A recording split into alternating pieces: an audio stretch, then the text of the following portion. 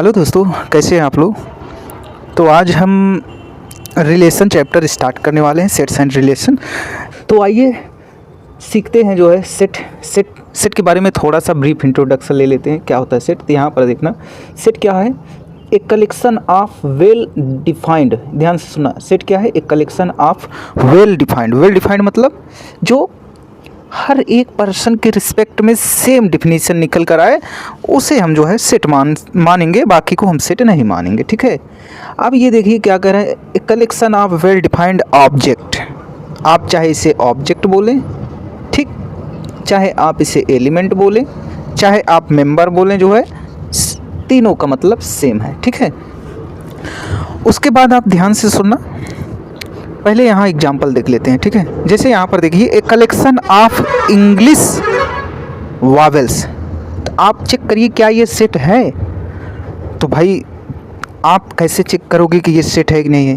तो आप अगर हम आपसे पूछे कि आप बताइए इंग्लिश वावेल कौन कौन से होते हैं, तो आप बताओगे सर AEIOU होता है। अब ज़रा आप सोचो कि क्या अगर मैं आपके दोस्त सोहन से यही पूछता तो क्या उसका भी रिप्लाई यही आता? आप सिर्फ इमेजिन करो, क्या वो भी यही उत्तर देता AEIOU? क्या अगर मैं किसी और व्यक्ति से पूछना चाहता तो क्या वो भी यही डिफिनीशन देता? क्या मैं किसी से भी पूछता यही डिफिनीशन आता? मतलब हर एक पर्सन के रिस्पेक्ट में यही डिफिनीशन निकल के आता कि भाई हमारा जो इंग्लिश वावेल होता है वो AEIOU ही होता है। अगर ऐसा सेम डिफिनीशन हर एक पर्सन के रिस्पेक्ट में सेम आने वाला है, मतलब इमेजिन करो कि वो भी यही बताएगा, वो इसे बदल नहीं पाएगा, तो ये हमारा क्या होगा? सेट हो जाएगा। ठीक है। जैसे एक कलेक्शन ऑफ 5 फेमस एक्ट्रेस। ठीक है। तो आप बताइए अगर हम 5 फेमस एक्ट्रेस का कलेक्शन करें तो भाई मेरे रिस्पेक्ट से भाई कुछ और हो सकते हैं। जैसे मान लो कोई समझ लो यार 5 लोग हैं मेरे रिस्पेक्ट से, सनी देओल, ऋतिक रोशन और ये सब 2-4 और ले लो यार, 5 लोग को ले लो। ठीक है।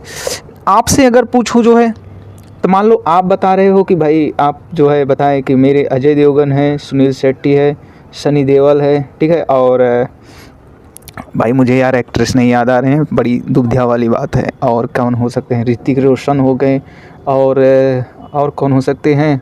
और जॉनी लीवर, मान लो जॉनी लीवर। ठीक है। हाँ, तो आपके रिस्पेक्ट में से ये 5 लोग आए। अब जरा कि आप ये सोचो, अगर आप अपनी किसी फ्रेंड से पूछो भाई तुम्हारे कौन से 5 फेमस एक्टर्स हैं, तो हो सकता है वो कुछ और बताए यार।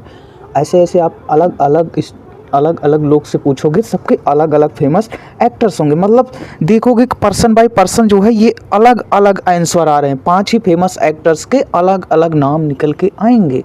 तो इससे क्या होगा कि ये पर्सन बाय पर्सन डिफिनीशन जो है चेंज होता जा रहा है। तो क्या ये वेल डिफाइंड है? नहीं है यार, ये वेल डिफाइंड है ही नहीं, तो इसको हम सेट नहीं बोलेंगे, ये हमारा सेट नहीं है। आगे देखना क्या बोल रहा है। Correct the collection of 5 talent student in class 11th। ओ भाई साहब, करेक्ट, आप जो है सेट बनाइए 5 talent student in A class 11th। अब आप गए 5 स्टूडेंट को क्लास 11 से सेलेक्ट कर लाएँ। ठीक है, टैलेंट बना के। भैया आप जो सेलेक्ट करके लाए हो, अगला व्यक्ति गया जो है वो सेलेक्ट करके लाया 5 टैलेंट स्टूडेंट। भाई वो क्या सेलेक्ट करके लाया, आप क्या सेलेक्ट करके लाए, ये तो बात अलग है। पहले तो आप ये बताओ कि क्या टैलेंट जो है, आप टैलेंट किस में सेलेक्ट कर रहे हो, किस तरीके का टैलेंट देखना चाहते हो? टैलेंट ही जो है हमारा यहाँ पर जो है डिफिनीशन को क्या कर रहा है? वाइड कर दे रहा है। भाई ज़रूरी थोड़ी नहीं है कि यार वो 5 बच्चे जो है सिर्फ पढ़ाई में ही टैलेंटेड हो सकता है उसमें से कोई गेम में टैलेंट हो, किसी का जो है तो क्या बोलते हैं ड्राइंग में हो, किसी का मान लो मूवी देखने में टैलेंट हो। तो भाई सबका अलग अलग टैलेंट होगा यार। तो ये टैलेंट ही इसके द्वारा ही ये हमारा क्या है? सेट नहीं है, क्योंकि टैलेंट जो है हमारे सेट के डिफिनीशन को वाइड कर रहा है।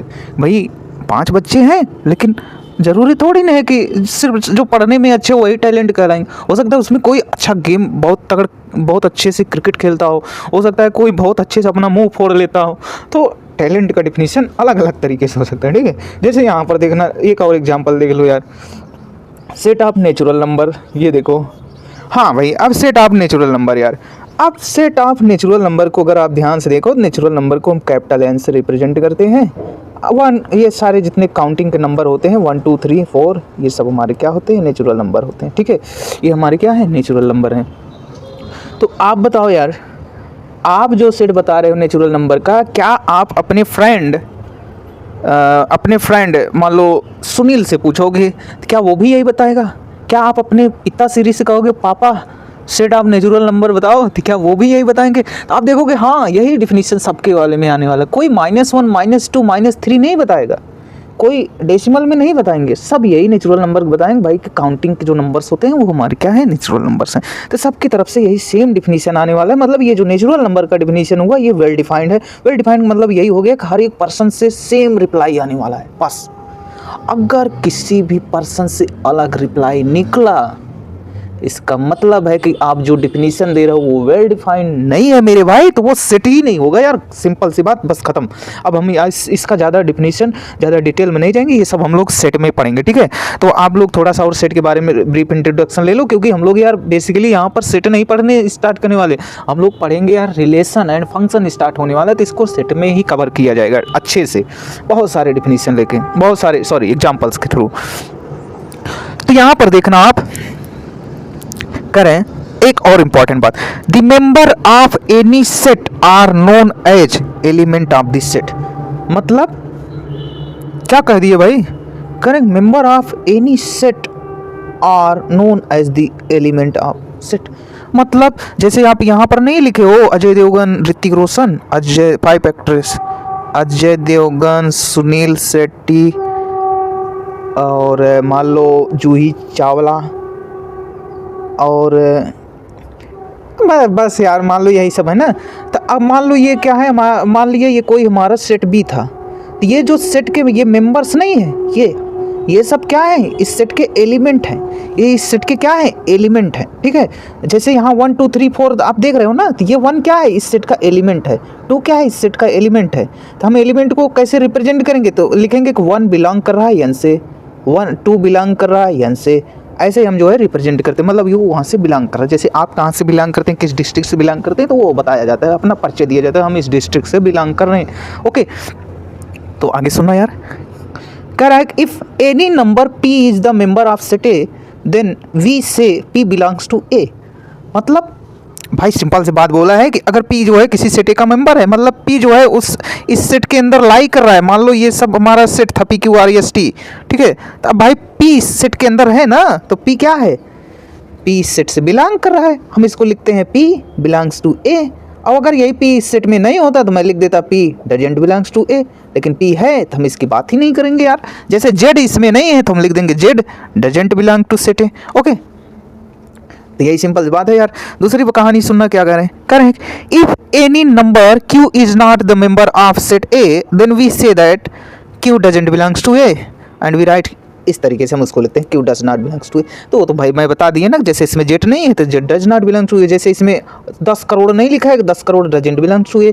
तो ये था यार मेरे दोस्त जो है बेसिक सेट्स का डिफिनीशन जो कि हमें देखना था। बाकी जो है हमें अब स्टार्ट करना है अपना रिलेशन जो है, और आपको फिर से बता दे रहे हैं यार कि रिलेशन भी हमारा कुछ अलग टॉपिक नहीं, वो भी हमारा सेट का ही पार्ट है। सेट के ही तरह उसके सारे डिफिनीशंस वगैरह हर चीज़, डिफिनीशन नहीं मतलब उसको रिप्रेजेंट किया जाएगा। उसके भी रिप्रेजेंटेशन की जो है सेट बिल्डर और roster form, set builder form होते हैं और रोस्टर फार्म होते हैं। बिल्डर फार्म को हम प्रॉपर्टी मेथड भी बोलते हैं, कोई दिक्कत नहीं, सभी एक ही नाम के अलग अलग रूप हैं, ठीक है। तो सेट का नॉलेज थोड़ा सा होना ज़रूरी था, इसलिए हम जो है अभी सेट को जो है अलग ही वीडियो रख रहे हैं, क्योंकि रिलेशन में जो है हम इसको इन्वॉल्व नहीं करेंगे। तो कल से हम लोग जो है स्टार्ट कर देंगे अपना रिलेशन से पहले हम लोग कुछ बेसिक और टूल्स पढ़ेंगे, जैसे क्रॉस प्रोडक्ट वगैरह हर चीज़, ठीक है। तो आज के लिए इतना है, मिलते हैं नेक्स्ट वीडियो, थैंक यू।